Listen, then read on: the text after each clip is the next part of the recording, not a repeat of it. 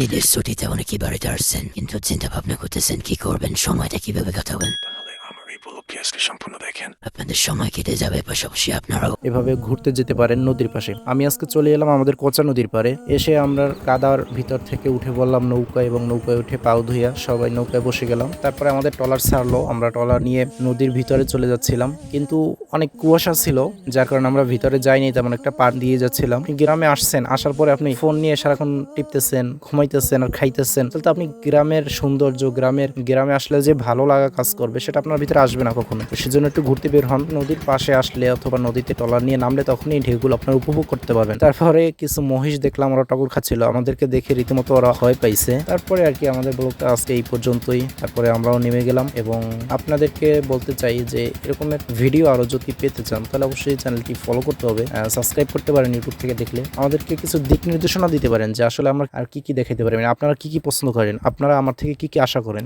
জানি আমার ভিডিও কেউ শেষ পর্যন্ত দেখে না, তারপরে যদি কেউ দেখে থাকেন তাকে অসংখ্য ধন্যবাদ। ভালো থাকবেন, আমার জন্য দোয়া করবেন। আসসালামু আলাইকুম ওয়া রাহমাতুল্লাহ।